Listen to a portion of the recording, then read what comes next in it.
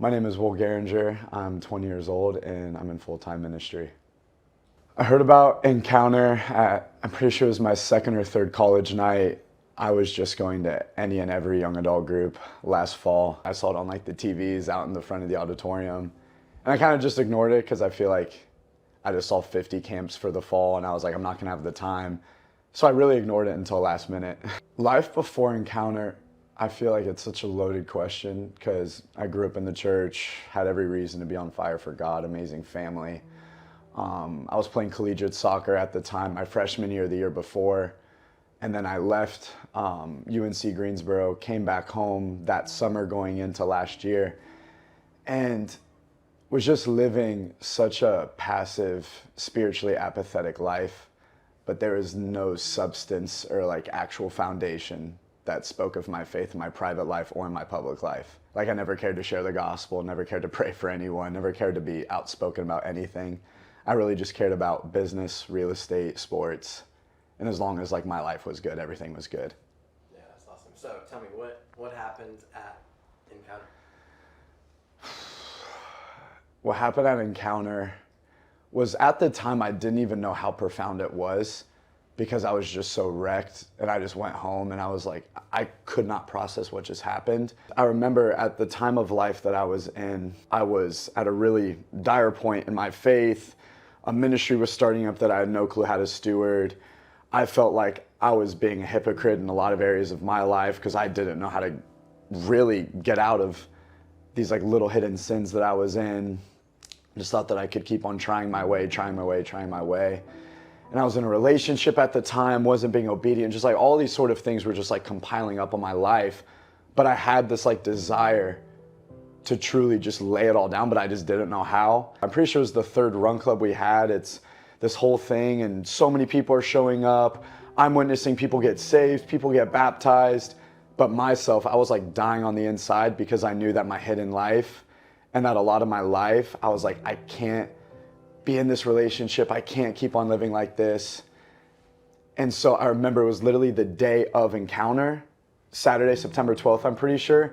After Run Club, I go up to one of my friends and I'm like, man, I didn't even register, but I'm like, if we can register right now, I think I texted someone if I could come.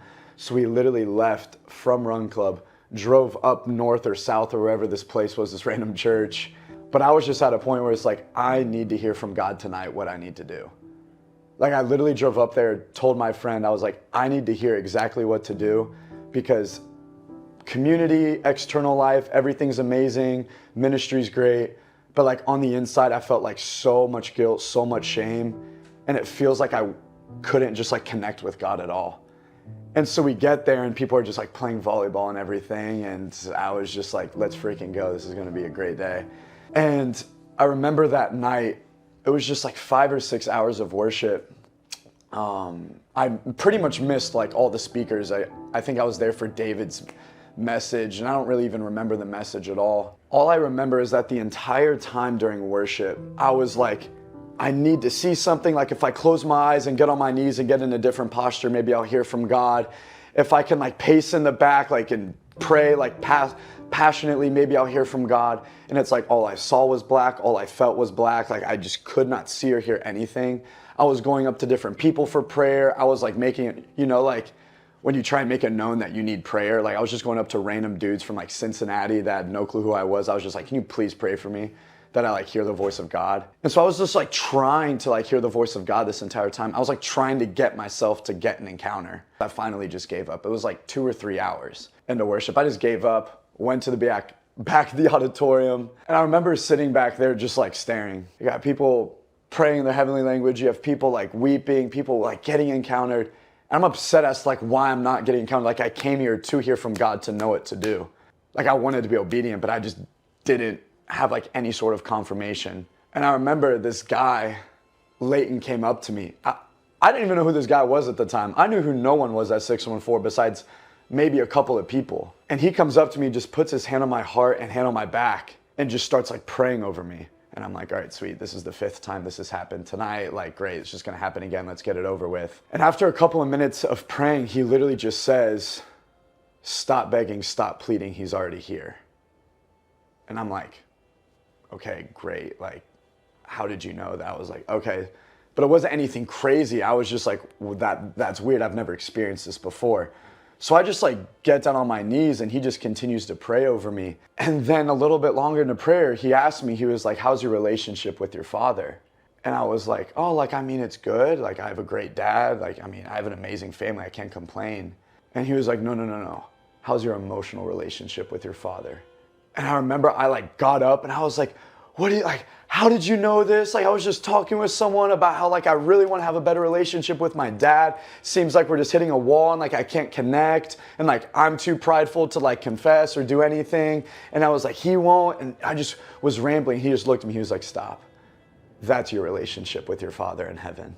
And I just started like weeping and I just like fell down on my knees again. And I remember at this time he spoke again on another topic that was so specific to a relational area in my life at the time. I didn't know who he was. He didn't know who I was. I've never seen this man.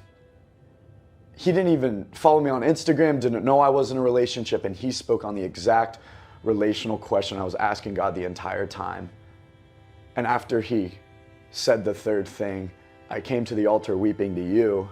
And I just remember, like, I do not remember a lot of things about this night. I just remember like collapsing on your shoulder. I don't even know if you remember, but I remember like stumbling down the altar, like weeping, because I finally just encountered the love of God. I ended up acting in obedience a couple days later, getting out of that relationship I was in. And it was like, I'm not even kidding you.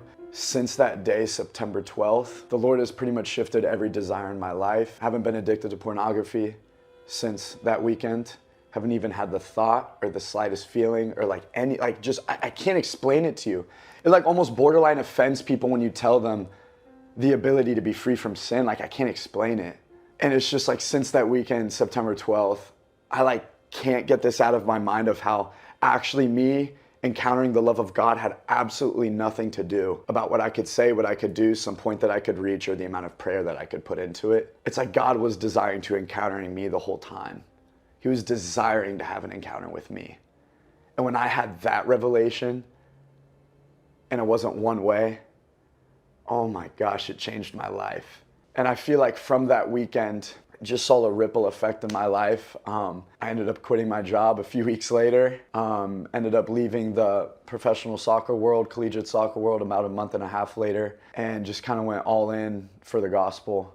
And I just can't really explain life the past 8-9 months since then. You mentioned that when you were praying with Leighton that he felt that your emotional relationship with your father was strained and you were talking about some pride you had and not being able to confess.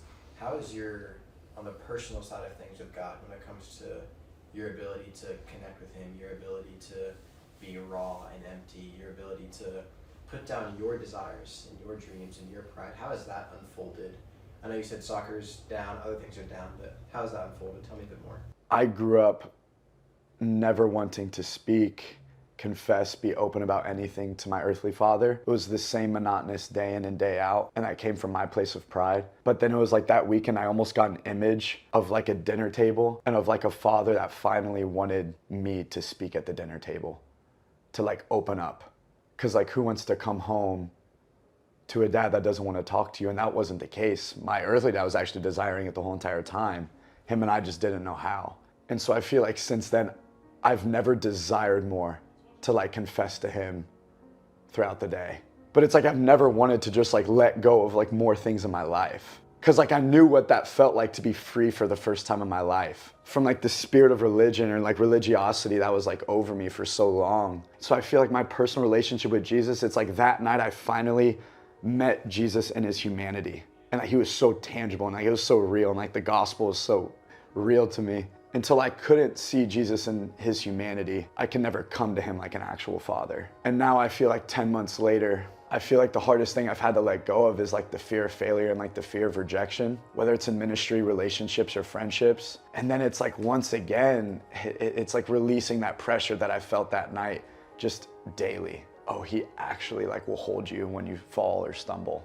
And he's like a father that actually desires you to come to the table with everything. It's not like I haven't been tempted. It's not like I haven't failed or fallen, but it's almost like it has no hold on me anymore. You said the run club that morning things were going great, morning of encounter, things are going great, God was bringing people, but you said you wrestled with this internal struggle of who you were, of the hidden life that you wrestled with.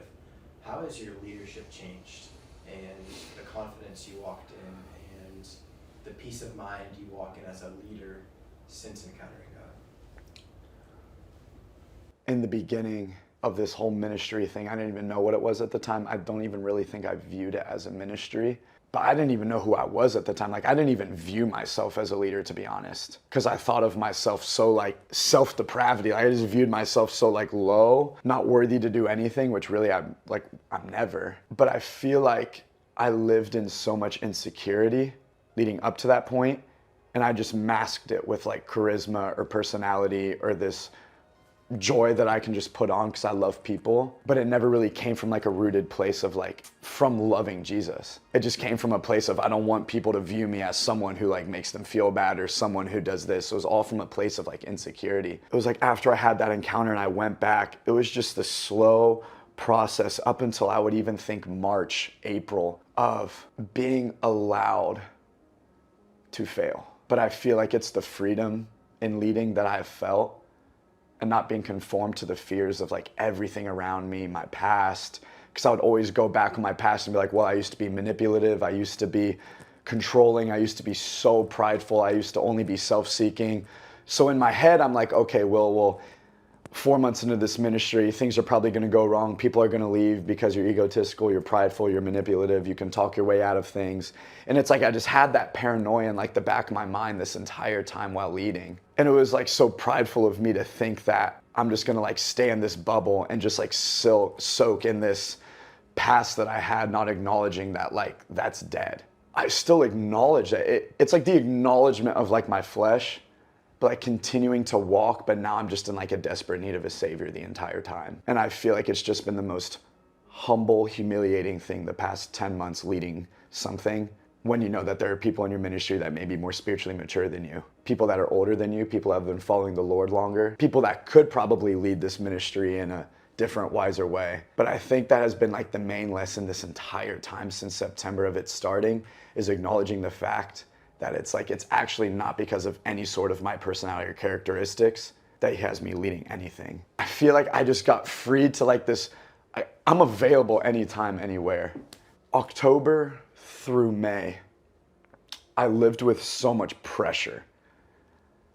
Like, yes, I knew I was free, but now on another level leading something, I had this self-imposed pressure that I needed to mature quicker, that I needed to become wiser, that I needed to become all of these different things because God blessed me. And I remember one time I was sitting with one of my mentors from Dallas, and he looked at me and he was like, you're 20 years old, let God take you through the process of sanctification. He was like, free yourself of trying to mature quicker. He's like, be 20 years old, love God, love others, and let God be God. I still have this thought in the back of my head of, okay, well now I just want to stay away from pride.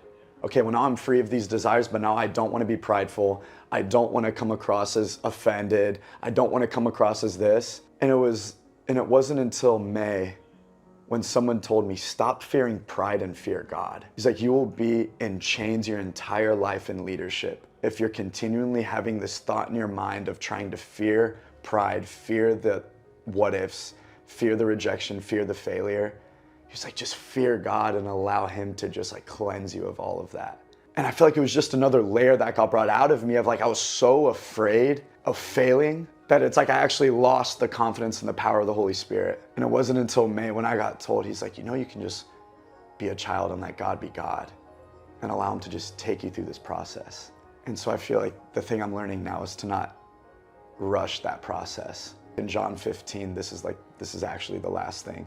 But we were reading through John 15, and my mentor again from Dallas, he goes, you know how it says like, he who abides in me and I in you, you will bear much fruit. Like, I'm the vine, you are the branch. Like, I've read John 15 500 times since September because I just love God's love. But he asked me, he was like, Will, is abiding a verb or is it just an identity?